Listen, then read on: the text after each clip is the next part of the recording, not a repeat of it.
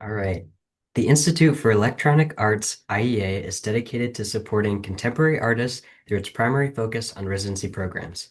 These residencies provide artists with the opportunity to engage in vital research using electronic media, new technologies, and print media within fine art disciplines, while also benefiting local, regional, and global communities. In addition to residencies, the IEA supports evolving electronic studio research labs, hosts national and international conferences, and encourages projects in experimental media arts, prints, and publications. IEA residencies and public engagement are thanks to the Shine Joseph Endowment and the New York State Council for the Arts.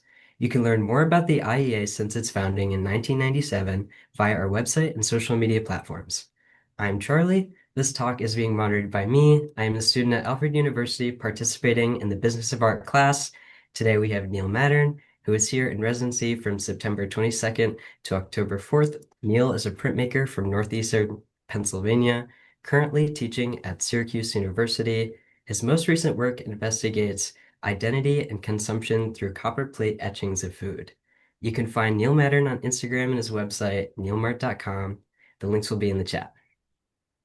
The artist talk will be about 45 minutes long. Feel free to leave any questions you have in the chat. We'll answer them at the end. Thank you everyone for joining us, and thank you, Neil, for your time. That's it for me. I'll let Neil take it from here. Okay, thank you very much, Charlie. That was a great introduction. Thank you to the IEA for having me here. This is just an incredible opportunity to work in this space and with these amazing people. Uh, Again, I'm Neil Mattern. I'm an artist, I'm an educator, I'm a professional printer. Please check out my website, neilmart.com, and my Instagram at Shinkalei. I want to start off by showing you the print that we pulled just yesterday, which is this shaped plate etching of this ear of corn.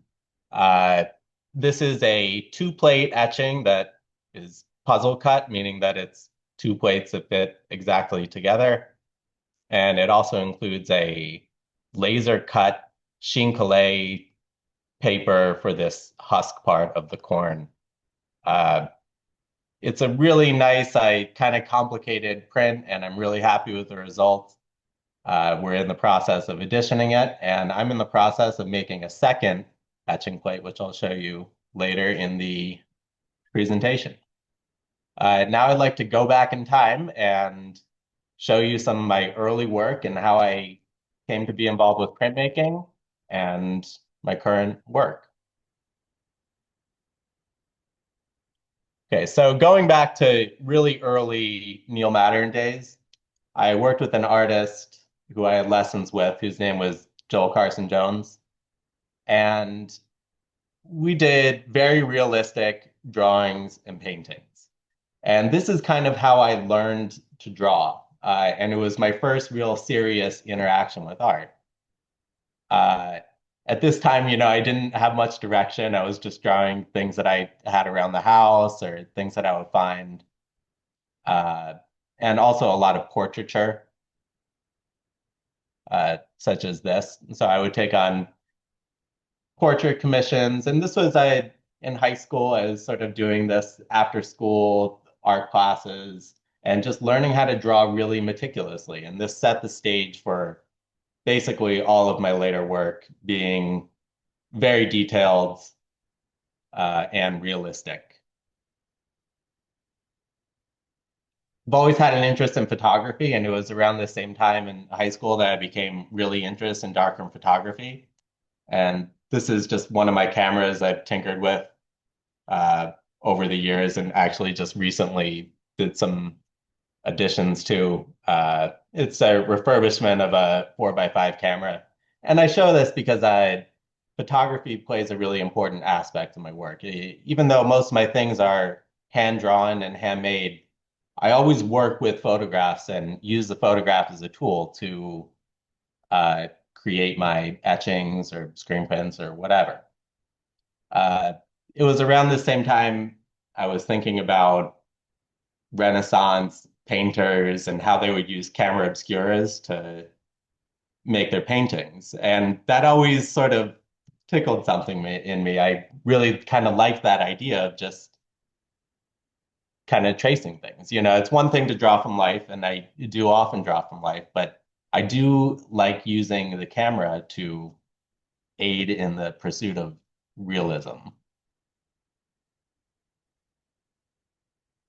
These works are two of my mentors, the left being Joel Carson Jones, uh, very realistic, highly polished paintings, and the right being Evan Summer, who I was introduced to in my undergraduate degree at Kutztown University.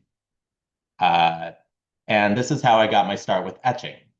When I saw this process, there was just something that I liked about it, and still not knowing exactly what to do with my work, I started drawing kind of pictures of armor or uh, wildlife.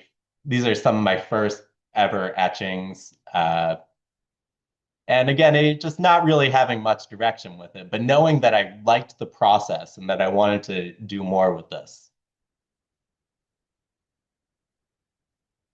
I did continue with some of my portraiture in etching, like this etching of my father here. Um, and also continue with a series of etchings of armor and uh, this type of ornate filigree in the original armor that you see, such as at like the Metropolitan Museum of Art Arms and Armor section, which as a kid going through the museum, that was always my favorite section. Seeing all that cool engraving on the armor really got me excited, and I didn't know how it was made, but this is actually where etching comes from, is originally that type of engraving on armor and metal cups and swords and objects like this. So I continue with this series of work based on armor. Here's a self-portrait done in etching, aquatint. And this helmet, this ornate helmet, it is actually at the Met. So I'm sort of drawing back to my childhood and remember seeing this thing and being just amazed at how it was produced. And well, there's not really etching involved in this, but being just generally interested in the fine metalworking that these artisans had. So I continue with that, and then I graduated from Kutztown University, feeling like I was just starting to get good at this. And for the next few years, I had a desire to get back to the printmaking studio. But my step after I graduated from Kutztown was I moved to China and I got a job teaching art in China, doing kids' art projects, basically. I taught K through 5 art classes, and I would make displays for the school and usually out of corrugated cardboard and have the kids sort of participate in painting it or decorating it while I'm sort of doing the design work. And I sort of had found this love for corrugated cardboard, which comes up later in my work. So doing projects like this, large corrugated cardboard pieces, this is sort of half me and half the students, and reminded me of printmaking in some ways because basically I would design the whole piece and then give them a repeated element to just color in, and then it gets added to the whole group project, such as like each of the scales on this fish here, or each of these peaches on this tree. Teaching a kids art class, in many ways, it really makes you a better artist because you just get so good at cutting out things and making 100 multiples of something. There is a vein of printmaking that's in that. So just more displays, doing holiday displays for Halloween, and the school really wanted things that were kind of over the top. So I would make things with lights in them, and we had some method of hanging them from the ceiling. And we would have these displays up for a bit and take them down. And this was a big part of my job, just sort of being a decorator. And I liked it. It's a totally different realm of work for me. You're going from uh, doing really detailed small drawings to making big things out of cardboard was just a different direction to go in. And I was really enjoying it. But I did want to keep up my skills in drawing and painting, and would occasionally do drawings such as this, loosening up a bit. Thinking back to my early work, I would really strive for things to look like a photograph, which, is kind of a difficult thing to do. And when it comes to realism, there's just no limit to how much work you can put into a piece to make it more photographic or more polished. So etching was one thing that sort of forced me to loosen up because you have to sort of embrace the limitations of the medium. And so I found like a little bit of a difference in my drawing work later on that I liked. And so I continued with my portrait work in China, drawing it. This is a self-portrait on the right. I was mustachioed and had hair at that time. And on the left, we have my then girlfriend, now wife, Celia, um, who we spent years together in China. And endured a couple of years. There was a large period of time in China that COVID was happening. So I was really kind of stuck in one place, and I was at this job and I wanted to do something else. Uh, but there were travel restrictions and it was hard. I ended up moving on to teaching high school AP art and AP art history. And this is a picture of me teaching about Gothic cathedrals. It was a totally different uh, game trying to teach a history class, something that I hadn't really paid a whole lot of attention to in the past, um, except for taking this class in high school. I just had to change my mindset, just like how going from college to teaching kindergarten to this, you just sort of take your skills and move them in a different direction.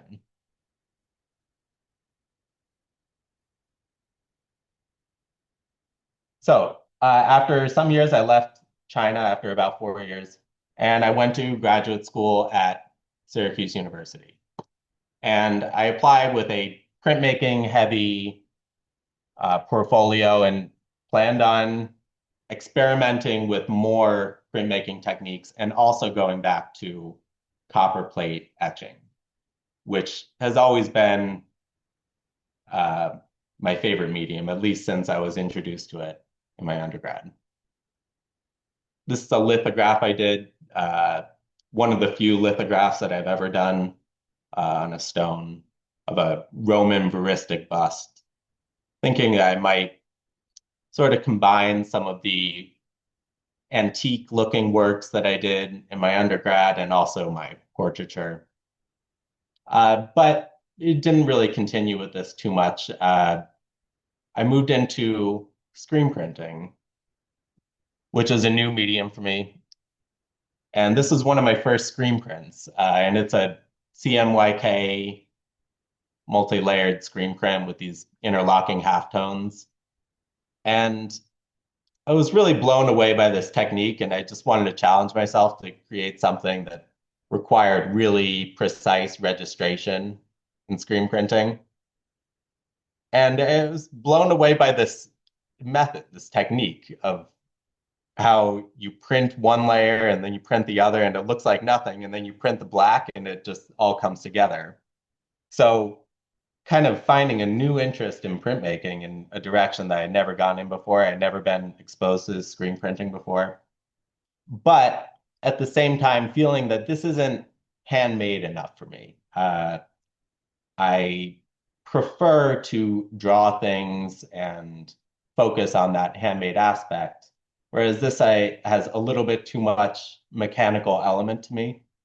So it is a good photo though,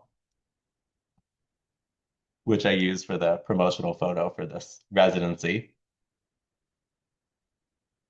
And I experimented with more printmaking techniques. Here I am doing a large steamroller print of myself.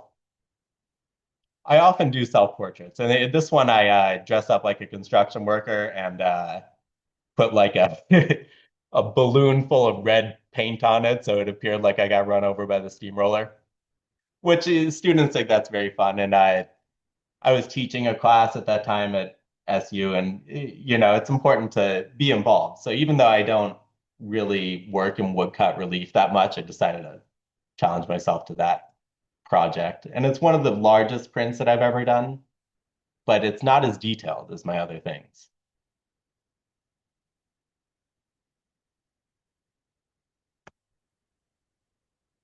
And then I decided to move in the direction of creating a series or a collection of copperplate etchings, shaped copperplate etchings. So this is a very special look. It produces a shaped plate mark on the paper, which the plate mark is just the impression that an etching plate makes on the paper that appears on the print and it appears indented into the paper. So I decided to use that element of the etching as a compositional element rather than just kind of a relic of the printmaking process. And would and I just painstakingly cut out each of these plates with a jewelry saw. Um, this is one of the first shape plate etchings that I did. And I did this when I was working at a company in Syracuse called Wood Etc., which they make like custom countertops and cabinets and things. And I worked there making countertops and cabinets, and it was also part of my job to drive this forklift. So it was a tough job, it was like a lot of heavy lifting and long hours, but I liked it, and it reminds me of printmaking because we would make hundreds of cabinets and they're all exactly the same. Just like in printmaking, we're all about the addition. So this was my first, maybe my largest and definitely most ambitious shape plate etching. It has a lot of windows in it. So each of these uh, areas of white, like within the forklift, are actually cut out of the plate, as you can see in that photo there.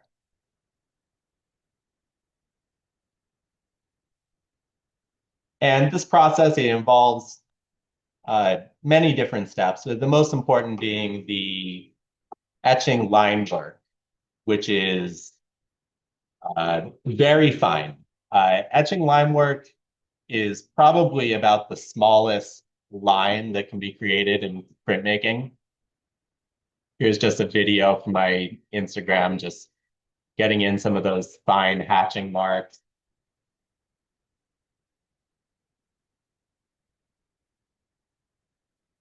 And then cutting out the plate. So cutting out the plate with the jewelry saw is a bit painstaking, but I've gotten pretty handy with it and am able to get through these plates pretty fast and file them down so that they don't tear the paper when they're going through the press. Uh, this celery piece, this is actually what you were saying in the last video, last two videos being drawn and then cut out. There's a detail shot behind. I started doing this series of food pieces as kind of an exploration into self-portraiture again.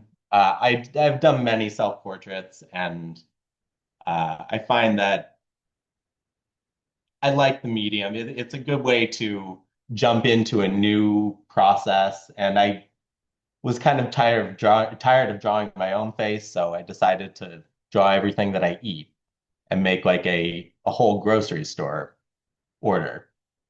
Uh, this is a long process, and it's less about the singular plate, more about the collection of them all together. So it's about building a collection of shaped copper plates that is an ongoing series that I'm working on. Uh-huh. Sorry, I don't understand. This here is my giant Syracuse University parking pass that I did with screen printing. Uh, so I was just upset at the time that I couldn't park anywhere around the art building where I needed to be. And I just sort of kept writing emails and asking for it. Then eventually they gave me a parking pass, and I was very excited about it. And it was all shiny and had this holographic sticker on it. I thought, ooh, I think I'll make that into like a printmaking project. And I basically just blew it up and replicated it. Printed a couple different versions. Like this one is gold, kind of like the shiny Pokemon card or something. And I would just hang it in my car like that.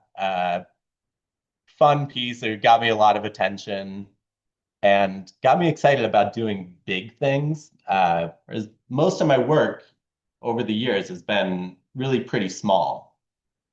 So starting to get excited about doing big things, but still, even this piece is 16 by 24 inches. Not very big, but big compared to the original item.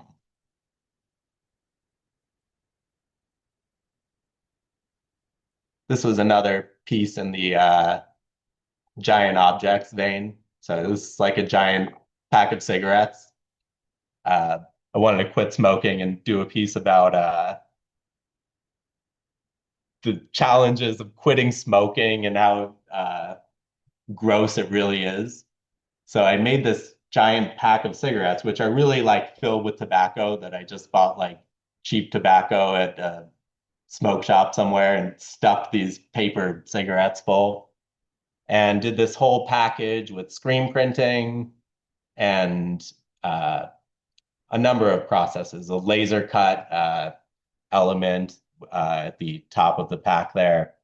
There's also a little letterpress element on this foil piece that could be pulled out, much like you would open a pack of cigarettes, pulling out that bit of foil. Then I also made this giant ashtray out of ceramics. And I would display it with one sort of like burned up sitting in the ashtray with the ashes kind of scattered about. And in the show, it really draws a lot of attention because it smells bad, which is kind of a funny a funny thing. I really went all in with the packaging. For example, this seal. So I made these seals all with screen printing that are on like a shiny sticker stuff that I found at craft store. And screen printed on it is very teeny tiny letters that say authentic, original on it, sort of like an anti-counterfeit device or something. Not that anyone is really try, trying to counterfeit these, but uh, is a nice element that adds a bit of legitimacy and magic to the piece, such that if you were to buy it and open it, you kind of get the pleasure of breaking open that seal and opening the whole package and unpacking it like you'd open a toy when you're a kid. That's something that I think about a lot. That excitement that you get when you're a kid and you get something new and you open it. I kind of want to recreate that in some of my works. And I feel that doing these creative seals like that does kind of help.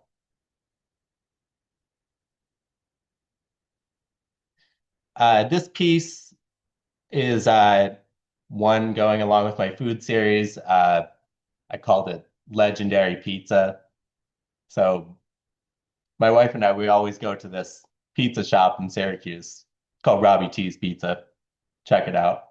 And he was a very enthusiastic guy. He's always really excited to see you. And he'd say, "Hey, you're a legend, man. You're a legend." So we've sort of like nicknamed this place Legendary Pizza. And then that's what I call the piece. And that's what sort of goes on on the box. It's like I made these custom pizza boxes for it.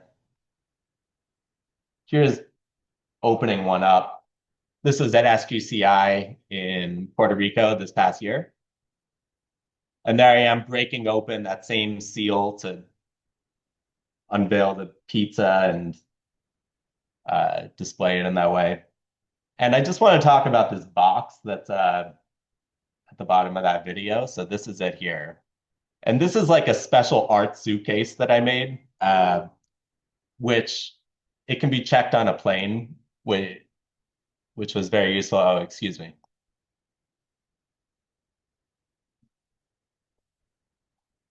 So here it is coming out on the baggage claim. I'm not seeing it. So sorry? Oh, sorry, Uh, excuse me. Here we I are. can't see the video. Okay, it's back up. Thank you. Okay, so continuing. Good. There's my suitcase coming out on the baggage claim. And on the right here, there's me displaying my works at SGCI in Puerto Rico this past year. And so I made this sort of specifically for this event, knowing that I would have to get my artworks down there. And that's a constant challenge. How do you get them from one place to another safely, especially if you have a lot? Could roll them up in a tube, could try to make some sort of cardboard box, or I went and made this kind of fancy book wrapped suitcase. A student came in the other day and said, "This is like a magician's suitcase," which I really liked. It is kind of like that. You sort of lay it out on the table and everything just sort of pops out very quickly.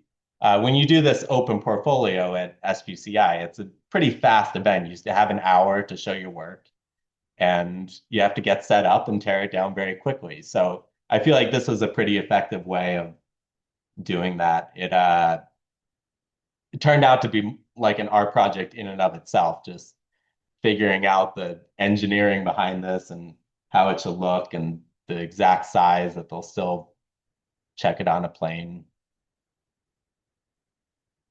Okay, moving on, I have this chicken wing piece, and this is again just playing with the multiple here and food. Have some close-ups on the side. You could see little imperfections in the print, like the offset around some of the chicken wings of the previous plate being printed. These two pieces work very well together, just displayed side by side. And I like them in boxes because they could hang on a wall, they could sit on a tabletop, and it's just a creative way of framing something. Other creative framing techniques. I have this steak piece. It's a giant steak. So also keeping in line with my giant works series. I called it Dinosaur T-Bone. And I displayed it in this like plastic tray, which is meant to represent that styrofoam that you would buy a steak in. And it's shrink wrap. So it has, instead of glass over it, there's shrink wrap. It looks like glass and it keeps it protected, but it's more like a product. Over here, I have a video of printing another version of this. And this involved just printing the plate twice on the same sheet of paper and printing a raw steak and a cooked steak just by printing one in red and then printing one in brown. Here it is going through the press. I needed some students' help for this because this was a bit challenging to set a very large piece of paper on there.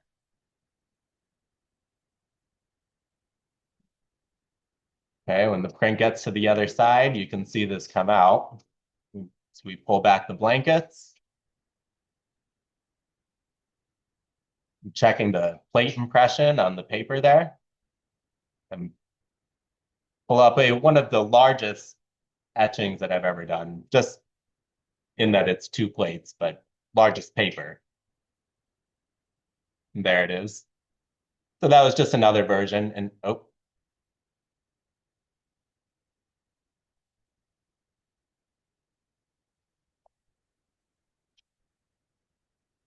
so that was another version that makes an analogy to cooking, which there's a lot of similarities between printmaking and cooking in the timing and the preparation for things. And it's something that I think about a lot. Like when I go to make a steak, I sort of approach it with the same level of care that I do making an etching plate, that, everything has to be prepared correctly before you put it on the heat and, for an exact amount of time or to an exact temperature. Okay, here's another piece just playing with the multiple parrots. Very small etching plate, but is very effective, printed 3 times and then put in a box. By the way, this is a special box design that I made. It's a laser cut box, and it has stamps on it on the side, which reference my company or my LLC, which is NeilMart. The name of it is NeilMart, which is just an amalgamation of Neil M. Art. It's my name. And also playing on sort of the consumer part of this and the fact that I am making multiples of things, like a store would have multiples of things.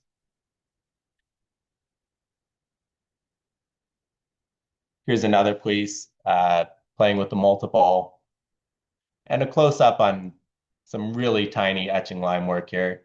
It's a very small print. It's only about 3 inches wide, 6 inches tall, 2 inches wide maybe. And the detail that you can achieve with an etching is really pretty extraordinary. And I think this one does a good job of showing that.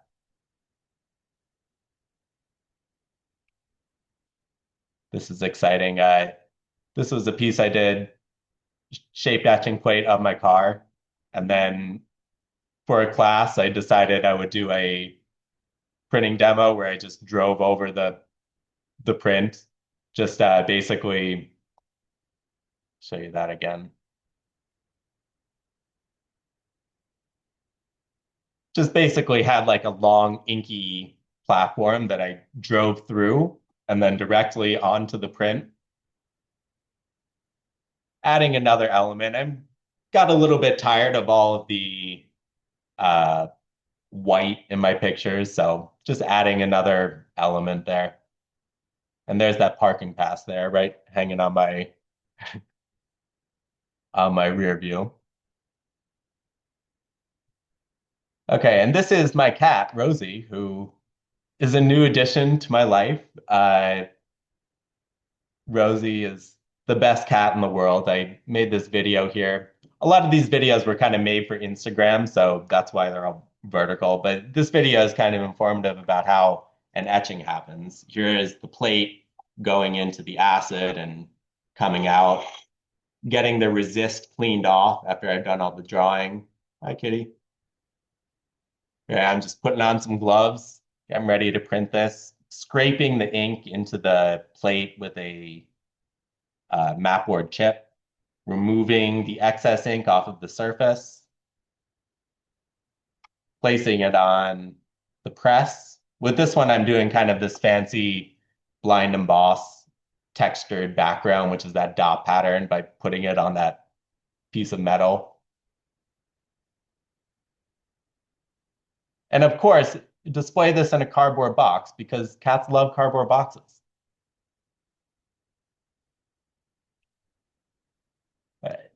This is an etching of a cabbage, which I think was a pretty successful one and is actually the inspiration for the piece that I'm currently working on. When Miles Calvert here, when he came to Syracuse University to talk about the IEA, he saw this piece that said, have you ever done a purple cabbage? And I said, no, I haven't. I think that's a good idea though. And then as I was driving here, I came across a field of purple cabbages and I pulled over and took some photographs. And that's the plate that I'm currently working on, and I'll be showing you a bit later. This piece, it's a crab. I've never had much luck catching crabs like at the shore or anything, so I decided to do this one. Uh, and I found this sort of basket at Target and cut it down to sort of serve as the frame for this. Again, another creative framing technique that casts a really cool shadow on the wall when it's lit in a gallery. And then this is, I took it down to Puerto Rico and just sort of stuck it in the sand. Site-specific presentation there.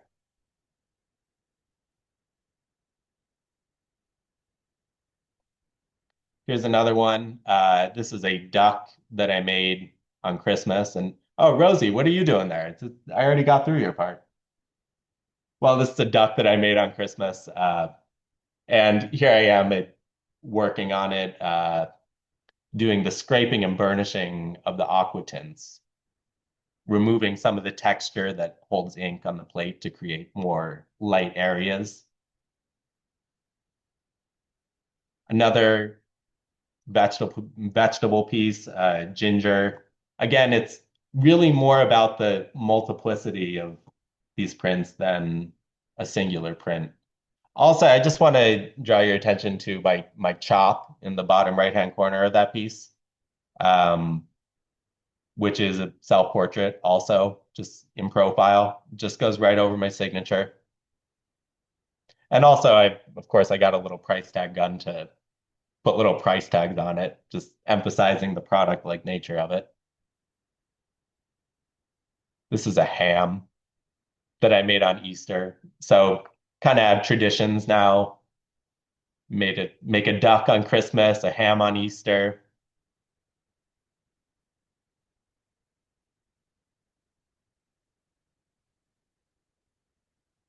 And then I graduated from Syracuse University with my master's in fine arts, printmaking.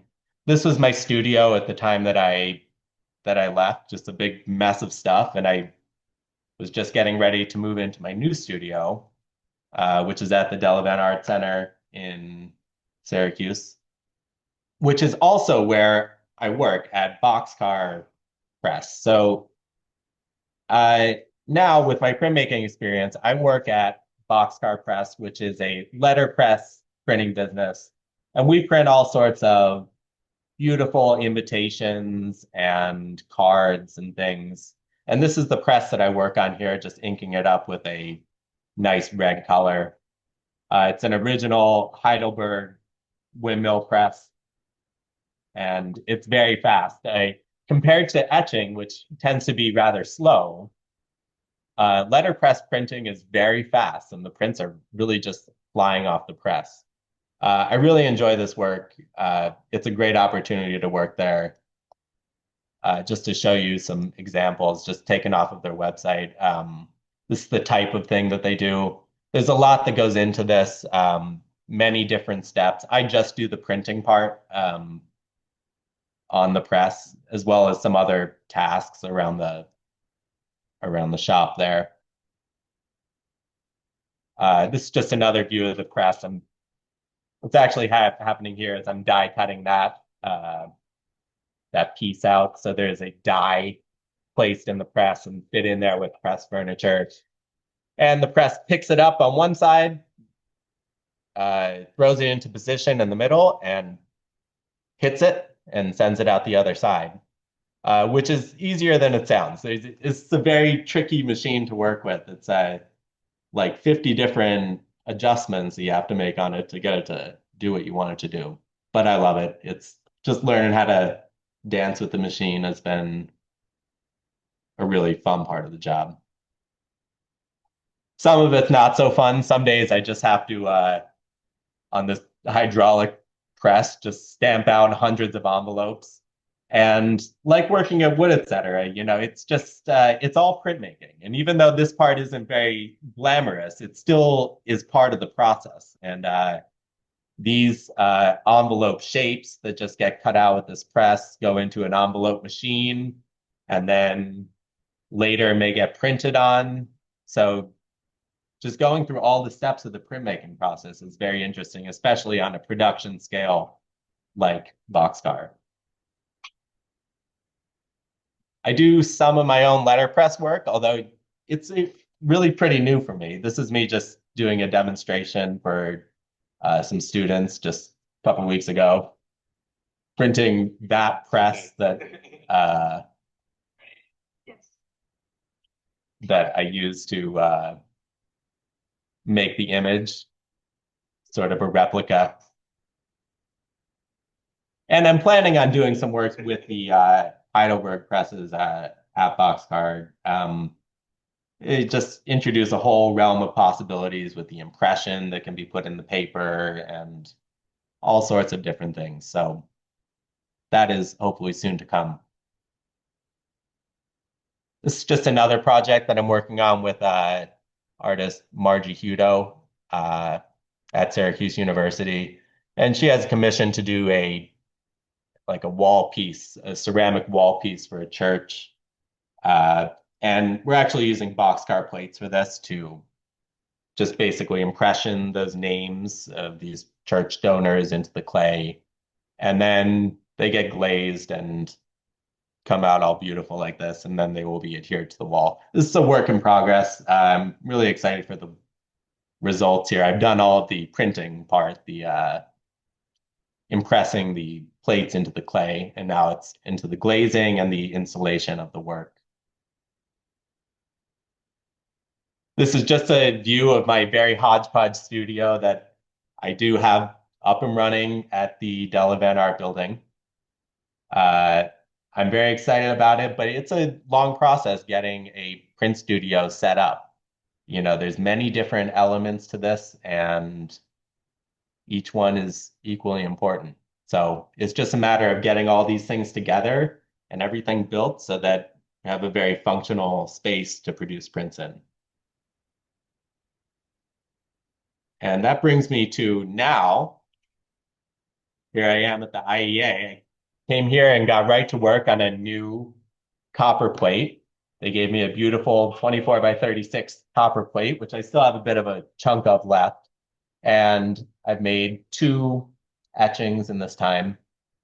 Still working on one. Here I am just drawing at the desk there. I brought Rosie along. This is the corn on the cob piece before it's been etched in the acid. So with the hard ground resist removed with my little etching pen, then cutting it out. It's a great video taken by Miles here. He's cutting out the last little bit of this etching plate, which is a bit thicker copper than I'm used to working with. And it's a little bit more of a challenge, but still fine.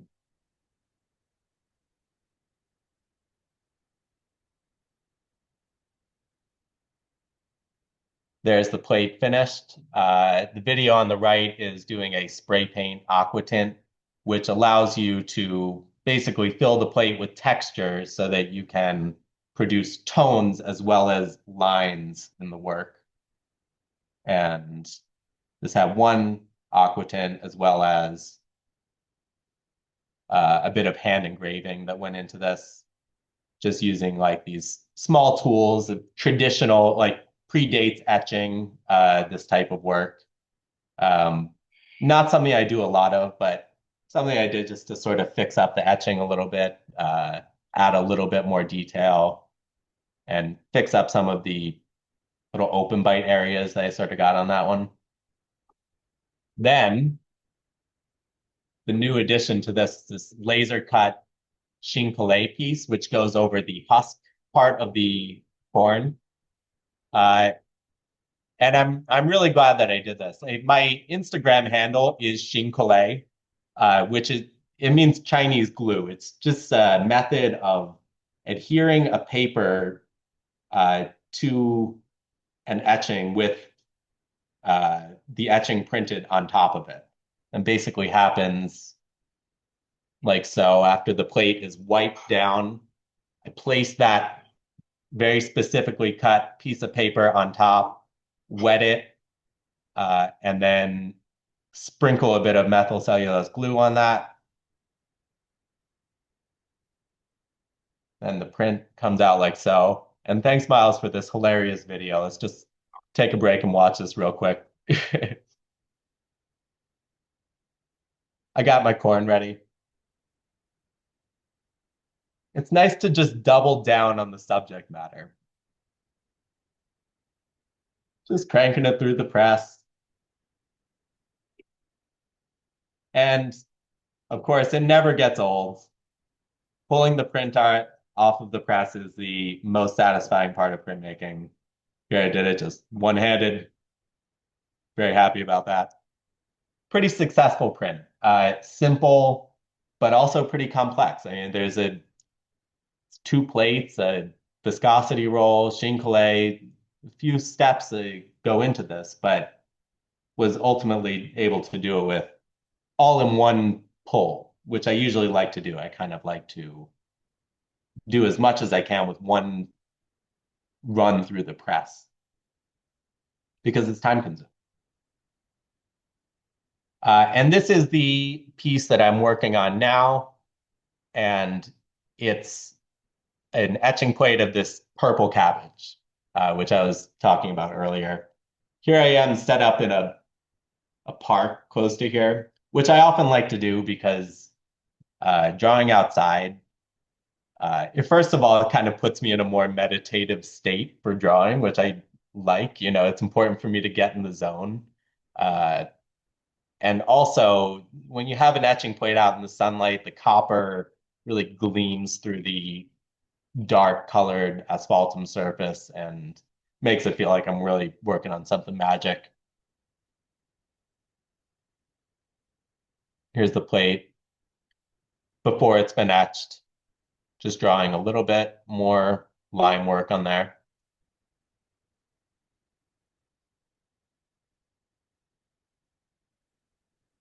Here I am dipping it into the acid here in the print studio at Alfred and testing out this brand new acid etching setup that they have, which is great. It's very well designed. I like that it's so low like this. You don't have to like reach up to pull anything out of there. So really good design on that. I'm really happy and just honored to be, I think, one of the first people to use it. On the right is the almost finished plate. It's a work in progress. I have a proof here. Again, not finished. It has one aqua tint on it. This is a proof, just sort of a work in progress thing. Hopefully you can see where it's going. The red lines on here it's a paint marker resist. So it will get another aqua tint and produce more deep tones in this. And in a day or two, I'll have a beautiful, more rich, full print. All right, And whenever you're yeah, ready. that's all I have. So thank you for that. I'm happy to take any questions now. Perfect. I have a question for you. You talked a lot about drawing from childhood excitement, like in the piece with the big cigarettes and the opening the Uh, package. I'm wondering if you can elaborate on how you incorporate that in your current work with the food etchings. right. Well, I think it's just some of the packaging that goes into that. I mostly talk about that when I'm talking about the packaging, um, because it's opening it that's really the fun part. And toy collectors will buy some expensive thing and never open it. These etching works that I have, they're not really meant to ever be opened. You don't want to break the cellophane on this because that's kind of the frame. So it is kind of like a toy-like quality, and that's just something that I go for. Also, I feel that the plates themselves are kind of like have a toy-like quality, especially some of the vehicle ones. Um, they're meant to be kind of fun and just an object. So yeah, I think I I basically just like the object-like nature of it, and the packaging is sort of what gives it that toy-like feeling. mm. We also have a question from Miles. You mentioned loosening up with your work and said printmaking etching forces you to do this due to the limitations of etching slash intaglio. Can you elaborate on those limitations? Yeah, definitely. So um, this is like a technical thing, but with etching, you can get lines. It's really good at producing lines, and you can get aquatints, and you could do mezzotints, and there's all these different methods, but it really excels at making fine lines, uh, which is not necessarily the best thing for creating a photographic image. Um, if I go back to some of my early drawing works, they were drawn with charcoal pencils, black and white, blending together and creating no visible marks really, and just sort of going at it until you don't see any pencil marks. But with etching, you're gonna see something, especially if you're going with a line etching, which I do. So yeah, there are limitations with it, and at some point in my career, I just sort of became satisfied with it not looking like a photo, pretty early on, actually. It was only when I was really young that I was obsessed with making my drawings look like photography. And with an etching, it's not going to look like a photograph. It's going to look like something different, unless you do some sort of photographic technique, like photogravure or something. But I don't bother with that. I like the look of uh, the etching line work, the aquatints, and especially the shaped plate. I'm curious uh, if you have any ideas for what direction you're going in next with your work.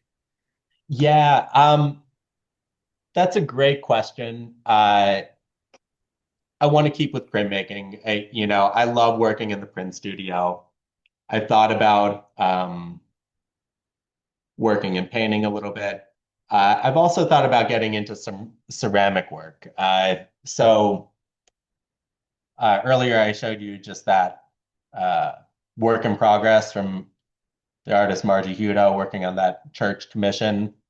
And there's really rich territory there that crossover between printmaking and ceramics that I could do a lot with. And I've only done a couple little things, nothing too serious yet, but I'm planning on doing some pretty intricate ceramic works that incorporate printmaking in one form or another, whether it's plates or screen printing. There's definitely possibilities in the future there.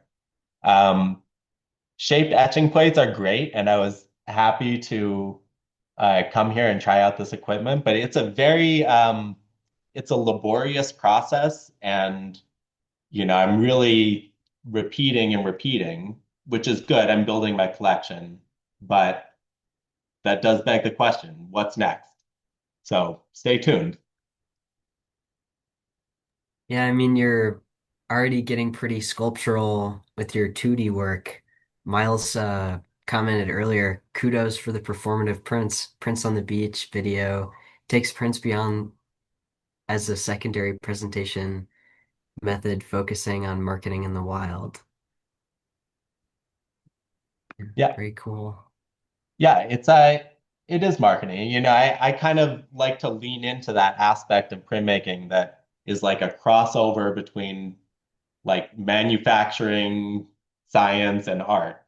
Um, there's a marketability to this because I have multiples of them and I can always make more. And um, that's what we love about printmaking.